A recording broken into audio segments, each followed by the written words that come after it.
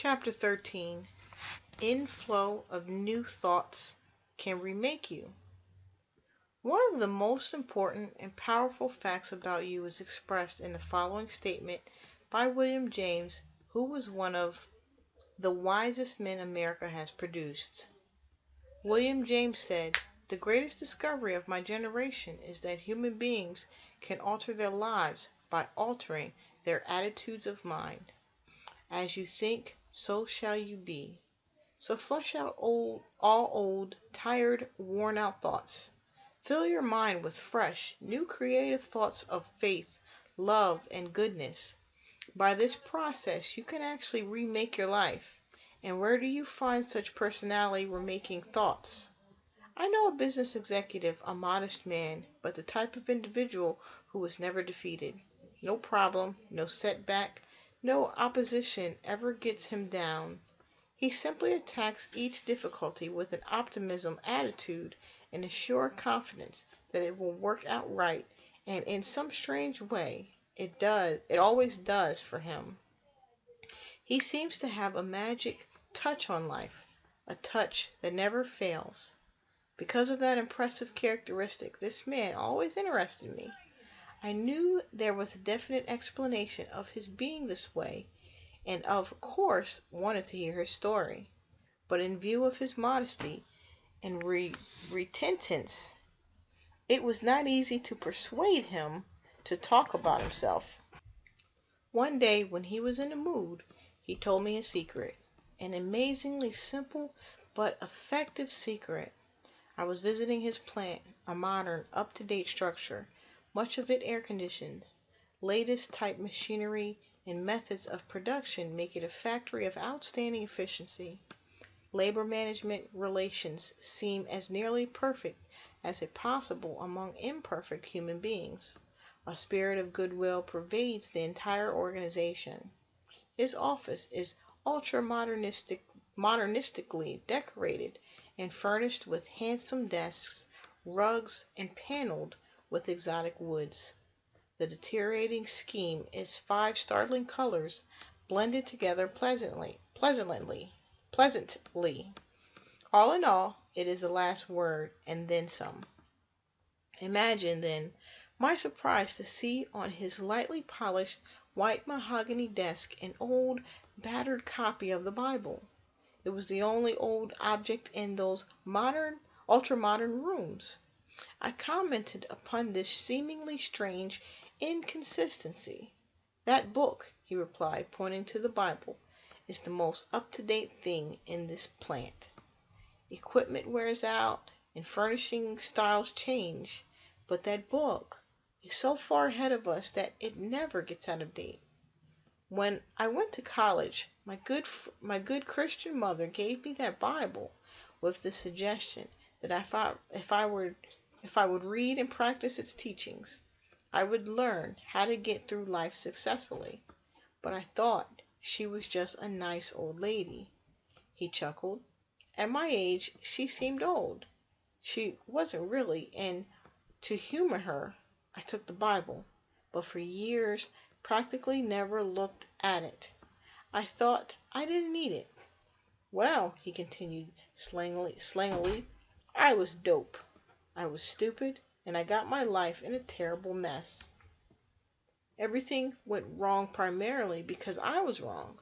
I was thinking wrong, acting wrong, doing wrong. I succeeded at nothing, failed at everything. Now I realized that my principal trouble was wrong thinking. I was negative, resentful, cocky, opinionated. Nobody could tell me anything. I thought I knew everything. I was filled with gripes at everybody. Little wonder nobody liked me. I certainly wasn't a washout." So I ran his dismal story. "One night, in going through some papers," he continued, "I came across the long-forgotten Bible. It brought up old memories, and I started aimlessly to read it. Do you know, it is strange how things happen, how in just a flashing moment of time, everything becomes different. Well, as I read, a sentence leaped up at me, a sentence that changed my life. And when I say changed, I mean changed. From the minute I read that sentence, everything has been different, tremendously different. What is this wonderful sentence? I wanted to know, and he quoted it slowly. The Lord is the strength of my life. In this will I be confident. Psalms 27:1 and 3. I don't know why that one line affected me so, he went on, but it did. I know now that I was weak and a failure because I had no faith, no confidence. I was very negative, a defeatist. Something happened inside my mind. I guess I had what they call a spiritual experience. My thought pattern shifted from negative to positive. I decided to put my faith in God and sincerely do my best, trying to follow the principles outlined in the Bible. As I did so, I began to get hold of a new set of thoughts. I began to think differently.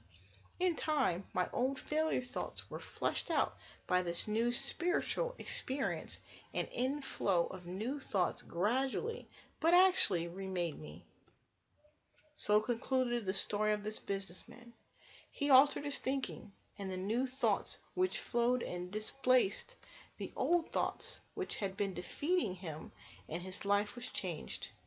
This incident illustrates an important fact about human nature. You can think your way to failure and unhappiness, but you can also think your way to success and happiness.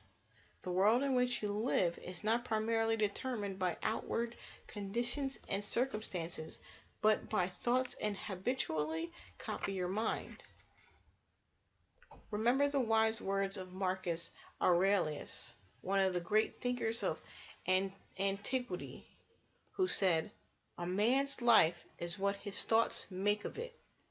It has been said that the wisest man who ever lived in America was Ralph Waldo Emerson, the sage of Concord. Emerson declared, "A man is what he thinks about all day long." A famous psychologist says, "There is a deep tendency in human nature to become precisely like that which you habitually imagine yourself to be." It has been said that thoughts are things, that they actually possess dynamic power. Judged by the power they exercise, one can readily accept such an appraisal. You can actually think yourself into or out of situations. You can make yourself ill with your thoughts, and by the same token, you can make yourself well by the use of a different and healing type of thought. Think one way, and you attract the conditions which that type of thinking indicates. Think another way, and you can create an entirely different set of conditions. Conditions are created by thoughts far more powerfully than conditions create thoughts. Think positively, for example, and you set in motion positive forces which bring positive results to pass. Positive thoughts create around yourself an atmosphere propitious to the development of positive outcomes. On the contrary, think negative thoughts and you create around yourself an atmosphere propitious to the development of negative results. To change your circumstances, first start thinking differently. Do not passively accept unsatisfactory circumstances, but form a picture in your mind of circumstances as they should be.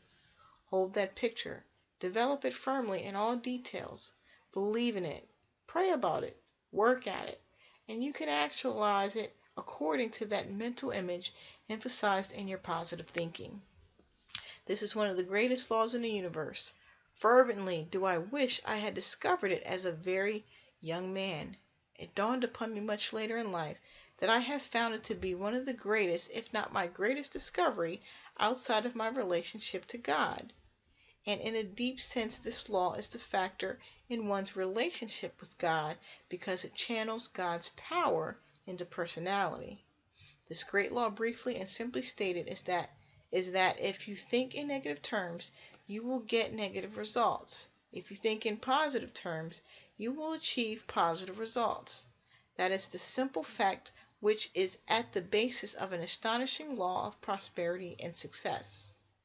In 3 words, believe and succeed. I learned this law in a very interesting manner. Some years ago, a group of us consisting of Lowell Thomas, Captain Eddie Rickenbacker, Branch Rickey, Raymond Thornburg, and other established and inspirational self-help magazine called Guideposts. This magazine has a double function. First, by relating stories of people who, through their faith, have overcome difficulties, it teaches techniques of victorious living, victory over fear, over circumstances, or over obstacles, over resentment.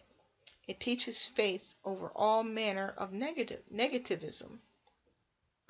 Second, as a non-profit, non-sectarian, interfaith publication, it teaches the great fact that God is in the stream of history and that this nation was founded on belief in God and His laws. The magazine reminds its readers that America is the first great nation in history to be established on a definitely religious premise, and that unless we keep it so, our freedoms will deteriorate. Mr. Raymond Thornburg as publisher and I, as editor, in starting the magazine, had no financial backing to underwrite it. It was begun on faith. In fact, its first offices were in rooms above a grocery store in the little village of Paulding, New York. There was a borrowed typewriter, a few rickety chairs, and that was all. All except a great idea and great faith. Slowly, a subscription list of 25,000 developed. The future seemed promising. Suddenly, one night, fire broke out, and within an hour, the publishing house was destroyed, and with it, the total list of subscribers. Foolishly, no duplicate list had been made. Lowell Thomas, loyal and proficient patron of Guideposts, from the very start mentioned this sad circumstance on his radio broadcast, and as a result, we soon had 30,000 subscribers, practically all the old ones and many new ones. The subscription list rose to approximately 40,000, but cost increased even more rapidly. The magazine, which has always been sold for less than cost in order widely to disseminate the message, was more expensive than anticipated, and we were faced with difficult financial problems. In fact, at one time it seemed almost impossible to keep it going. At this juncture we called a meeting, and I'm sure you never attended a more pessimistic, negative, discouraging meeting. It dripped with pessimism. Where were we going to get money to pay our bills? We figured out ways of robbing Peter to pay Paul. Complete discouragement filled our minds. A woman had been invited to this meeting whom we all regarded most high. But one reason she was included in this meeting was because on a previous occasion she had contributed $2,000 to help inaugurate Guideposts magazine. It was hoped that lightning might strike twice in the same place. But this time she gave us something of more value than money. As this dismal meeting progressed, she remained silent for a long time, but finally said, "I suppose you gentlemen would like me to make another financial contribution. I might as well put you out of your misery. I am not going to give you another cent." This did not put us out of our misery. On the contrary, it put us deeper into our misery. "But," she continued, "I will give you something far more valuable than money." This astonished us, for we could not possibly imagine anything of more value than money in the circumstances. "I am going to give you an idea," she continued, "a creative idea." Well, we thought to ourselves, unenthusiastically, how can we pay our bills with an idea? Ah, but an idea is just what will help you pay bills. Every achievement in this world was first projected as a creative idea. First the idea, then faith in it, then the means of implementing the idea. That is the way success proceeds. "Now," she said, "here is the idea. What is your present trouble? Is it that you lack everything? You lack money, you lack subscribers, you lack equipment, you lack ideas, you lack courage. Why do you lack all these requirements? Simply because you are thinking lack. If you think lack, you create the conditions that produce a state of lack. By this constant mental emphasis upon what you lack, you have frustrated the creative forces that can give impetus to the development of guideposts. You have been working hard from the standpoint of doing many things, but you have failed to do the one all-important thing that will lend power to all your other efforts. You have not employed positive thinking. Instead, you have thought in terms of lack. To correct that situation, reverse the mental process and begin to think prosperity, achievement, success. This will require practice, but it can be done quickly if you will demonstrate faith.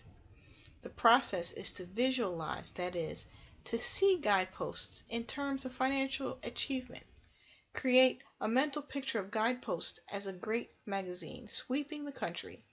Visualize large numbers of subscribers, all eagerly reading this inspirational material and profiting thereby. Create a mental image of lives being changed by the philosophy of achievement which Guideposts teaches monthly in its issues. Do not hold mental pictures of difficulties and failures, but lift your mind above them and visualize powers and achievements. When you elevate your thoughts into the area of visualized attainment, you look down on your problems rather than from below up at them, and thus you get more encouraging view of them. Always come up over your problems. Never approach a problem below. Now let me continue further, she said. How many subscribers do you need at the moment to keep going? We thought quickly and said 100,000. We had 40,000. All right, she said confidently. That is not hard, that is easy. Visualize 100,000 people being creatively helped by this magazine and you will have them. In fact, the minute you can see them in your mind, you will have them. She turned to me and said, Norman, can you see 100,000 subscribers at this minute? Look out there. Look ahead of you. In your mind's eyes, can you see them? I wasn't convinced as yet, and I said rather doubtfully, well, maybe so, but they seem pretty dim to me. She was a little disappointed in me, I thought, as she asked, can't you imaginatively visualize 100,000 subscribers? I guess my imagination wasn't working very well because all I could see was the insufficient but actual 40,000. Then she turned to my old friend Raymond Thornburg, who has been blessed with gloriously vigorous personality, and she said, calling him by his name, Pinky, can you visualize 100,000 subscribers? I rather doubted that Pinky would see them. He is a rubber manufacturer who gives his time freely from his own business to help advance this inspirational non-profit magazine, and you would not ordinarily think that a rubber manufacturer would respond to this type of thinking. But he has the faculty of creative imagination. I noticed by the fascinated look on his face that she had him. He was gazing straight ahead with rather a look of wonder when she asked, Do you see the 100,000 subscribers? Yes, he cries with eagerness. Yes, I do see them. Electrified, I demanded, Where? Point them out to me. Then I, too, began to visualize them. Now, continued our friend, let us bow our heads and together thank God for giving us 100,000 subscribers. Frankly, I thought that was pushing the Lord rather hard, but it was justified by a verse in the Scriptures where it says, And all things whatsoever ye shall ask in prayer, believing ye shall receive them. Matthew 21:22. That means when you pray for something, at the same time visualize what you pray for. Believe that if it is God's will and is worthwhile, not selfishly sought after, but for human good, that it is at that moment given you. If you have difficulty in following this reasoning, let me tell you that from that moment until the present writing Guideposts never lacked for anything. It has found wonderful friends and has had fine support. It has been able always to meet its bills, purchase needed equipment, finance itself, and as I write these words, Guideposts is nearing the half-million mark and more subscriptions are coming in regularly, sometimes as many as 3,000 or 4,000 per day. I recite this instance not for the purpose of advertising Guideposts, although I strongly recommend this magazine to all my readers, and if you would like to be a subscriber, write to Guideposts, Pauling, New York, for information. But I tell the story because I was awed by this experience, realizing that I had stumbled upon a law, a tremendous law of personal victory. I decided to apply it thereafter to my own problems, and wherever I have done so, can report a marvelous result. Wherever I have failed to do so, I have missed great results. It is as simple as this. Put your problem in God's hands, and your thoughts rise above the problem so that you look down upon it, not up at it. Test it according to God's will. That is, do not try to get success from something that is wrong. Be sure it is right morally, spiritually, and ethically. You can never get a right result from an error. If your thinking is wrong, it is wrong and not right, and can never be right so long as it is wrong. If it is wrong in essence, it is bound to be wrong in the result. Therefore, be sure it is right. Then hold it up in God's name and visualize a great result. Keep the idea of prosperity, of achievement, and of attainment firmly fixed in your mind. Never entertain a failure thought. Should a negative thought of defeat come into your mind, expel it by increasing the positive affirmation. Affirm aloud, God is now giving me success. He is now giving me attainment. The mental vision which you create and firmly hold in consciousness will be actualized if you continually affirm it in your thoughts and if you work diligently and effectively. This creative process, simply stated, is visualize, prayerize, and finally actualize. People in all walks of life who accomplish notable achievements know the value of this law in their experience. Henry J. Kaiser told me that at one time he was building a levee along a river bank, and there came a great storm and flood which buried all his earth-moving machinery and destroyed the work that had been done. Upon going out to observe the damage after the water receded, he found his workers standing around gloomily looking at the mud and the buried machinery. He came among them and said with a smile, "Why are you so glum?" "Don't you see what has happened?" they asked. "Our machinery is covered with mud." "What mud?" he asked brightly. "What mud?" they repeated in astonishment. "Look around you. It is a sea of mud." "Oh," he laughed, "I don't see any mud." "But how can you say that?" they asked him. "Because," said Mr. Kaiser, "I am looking up at a clear blue sky, and there is no mud up there. There is only sunshine, and I never saw any mud that could stand against sunshine. So it will be dried up, and then you will be able to move your machinery and start all over again." How right is he? If your eyes are looking down in the mud and you feel a sense of failure, you will create defeat for yourself. Optimistic visualization combined with prayer and faith will inevitably actualize achievement. Another friend of mine who started from the lowliest beginnings has performed some outstanding achievements. I remember him in his school days as an awkward, unprepossessing, very shy country boy. But he had character, and one of the keenest brains I have ever encountered. Today he is an outstanding man in his line. I asked him, "What is the secret of your success?" The man who have worked with me across the years and the unlimited opportunity given any boy in the United States of America, he replied, "Yes, I know that is true, but I am sure you must have some personal technique, and I would be interested in having it, I said. It all lies in how you think about problems, he replied. I attack a problem and shake it to pieces with my mind. I put all the mental power I have upon it. Second, I pray about it most sincerely.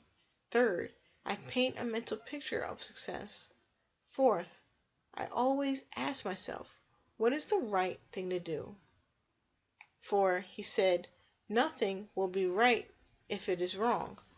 Nothing that is wrong will ever come out right.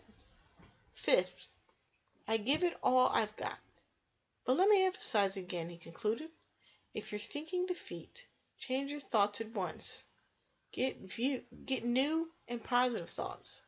That is primary and basic in overcoming difficulties and in achieving. At this very minute as you read this book, potential ideas are in your mind. By releasing and developing these ideas, you can solve your financial problem, your business situation, you can care for yourself and your family, and attain success in your ventures. A steady inflow and practical use of these creative thoughts can remake your life and you along with it. There was a time when I was acquisied in the silly idea that there is no relationship between faith and prosperity, that whom one talked about religion, he should never relate it to achievement. That is dealt only with ethics and morals or social values. But now I realize that such a viewpoint lands the power of God and the development of the individual. Religion teaches that there is a tremendous power in the universe and that this power can dwell in personality. It is a power that can blast out all defeat and lift a person above all difficult situations. We have seen the demonstration of atomic energy. We know that astonishing and enormous energy exists in the universe. This same force of energy is resident in the human mind.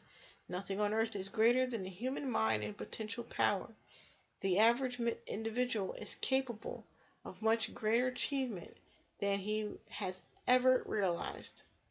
This is true regardless of who is reading this statement. When you actually learn to release yourself, you will discover that your mind contains ideas of such creative value that you need not lack anything. By the full and proper use of your powers, stimulated by God power, you can make your life successful. You can make just about anything of your life, anything you will believe or will visualize, anything you will pray for and work for. Look deeply into your mind. Amazing wonders are there. Whatever your situation may be, you can improve it. First, quiet your mind so that inspirations may rise from its depths. Believe that God is now helping you. Visualize achievement. Organize your life on a spiritual basis so that God's principles work within you. Hold firmly in your mind a picture not of failure but of success. Do these things and creative thoughts will flow freely from your mind. This is an amazing law, one that can change anybody's life, including your own. An inflow of new thoughts can remake you regardless of every difficulty you may now face, and I repeat, every difficulty. In the last analysis, the basic reason a person fails to live a creative and successful life is because the error within himself. He thinks wrong. He needs to correct the error in his thoughts. He needs to practice right thinking. When the 23rd Psalm says, "He leadeth me in the paths of righteousness," it not only means the paths of goodness, but the paths of right-mindedness as well. When Isaiah says, "Let the wicked forsake his way, and the unrighteous man his thoughts," Isaiah 55:7, it not only means that a person is to depart from evil and do good, but that he is to change his thinking from wrong to right, from error to truth. The great secret of successful living is to reduce the amount of error in oneself and increase the amount of truth. An inflow of new, right, health-laden thoughts through the mind creatively affects the circumstances of life. For truth always produces right procedures and therefore right results. Years ago, I knew a young man who for a while was one of the most complete personality failures in my entire experience. He had a delightful personality, but he failed at everything. A person would employ him and be enthusiastic about him, but soon his enthusiasm was cool, and it was not long until he was out of that position. This failure pattern was repeated many times. He was a failure as a person as well as an employee. He missed connections with everything. He just couldn't do anything right, and he used to ask me, "What is wrong with me that everything goes wrong?" She still had a lot of conceit. He was cocky. Still he had a lot of conceit. He was cocky and smug, and had the irritating habit of blaming everybody but himself. Something was wrong with every office with which he was connected or every organization that employed him. He blamed everybody else for his failures, never himself. He would never look inside himself. It never occurred to him that anything could be wrong with him. One night, however, he wanted to talk with me, and as I had to make a drive of about 100 miles to deliver a speech, he drove there and back with me. On our return, we stopped along about midnight at a roadside stand for a hamburger and a cup of coffee. I don't know what was in that hamburger sandwich, but since this incident, I have had a new respect for hamburgers, for all of a sudden he shouted, "I've got it! I've got it!" "You've got what?" I asked in astonishment. "I've got the answer. Now I know what's the trouble with me. It's that everything goes wrong with me because I myself am wrong." I clapped my hand on his back and said, "Boy, at last you're on your way." "Why, it's as clear as a crystal," he said. "I have been thinking wrong, and as a result, I have created wrong outcomes." By this time, we were out in the moonlight, standing alongside my car, and I said to him, "Harry, you must go one step further and ask God to make you right inwardly." I quoted this passage from the Bible. "Ye shall know the truth, and the truth shall make you free." John 8:32. Get the truth into your mind and you will be free of your failures. He became an enthusiastic, practicing follower of Jesus Christ. Through real faith and a complete change of thoughts and personal habits, wrong thinking and wrong acting were removed from his nature. He straightened out by developing a right or righteousness pattern instead of an error pattern. When he was made right, then everything began to go right for him. Following are 7 practical steps for changing your mental attitudes from negative to positive, for releasing creative new thoughts, and for shifting from error patterns to truth patterns. Try them. Keep on trying them. They will work. 1. For the next 24 hours, deliberately speak hopeful about everything, about your job, about your health, about your future. Go out of your way to talk optimistically about everything. This will be difficult, for possibly it is your habit to talk pessimistically. From this negative habit, you must restrain yourself, even if it requires an act of will. 2. After speaking hopefully for 24 hours, continue the practice for 1 week. Then you can be permitted to be realistic for a day or 2. You will discover that what you meant by realistic a week ago was actually pessimistic, but what you now mean by realistic is something entirely different. It is the same. It is the dawning of the positive outlook.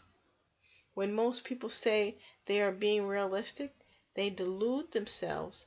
They are simply being negative. 3. You must feed your mind even as you feed your body.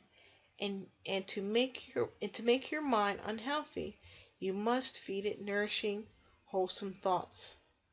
Therefore, today start to shift your mind from negative to positive thinking. Start at the beginning of the New Testament and underscore every sentence about faith. Continue doing this until you have marked every such passage in the 4 books: Matthew, Mark, Luke, and John. Particularly note Mark 11, verses 22, 23, and 24. They will serve as samples of the verses you are to underscore and fix deeply in your consciousness. 4.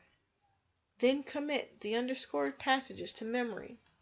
Commit one each day until you can recite the entire list from memory. This will take time, but remember you have consumed much more time becoming a negative thinker than this will require. Effort and time will be needed to unlearn your negative pattern. 5. Make a list of your friends to determine who is the most positive thinker among them and deliberately cultivate his society. Do not abandon your negative friends, but get closer to those with a positive point of view for a while until you have absorbed their spirit. Then you can go back among your negative friends and give them your newly acquired thought pattern about taking on their negativism. 6. Avoid argument, but whenever a negative attitude is expressed, counter with a positive and optimistic opinion. 7. Pray a great deal, and always let your prayer take the form of thanksgiving on the assumption that God is giving you great and wonderful things. For if you think He is, He is. God will not give you any greater blessing than you can believe in. He wants to give you great things, but even He cannot make you take anything greater than you are equipped by faith to receive. According to your faith, that is, in proportion to, be it unto you. Matthew 9:29. The secret of a better and more successful life is to cast out those old, dead, unhealthy thoughts. Substitute for them new, vital, dynamic faith thoughts. You can depend upon it. An inflow of new thought will remake you and your life.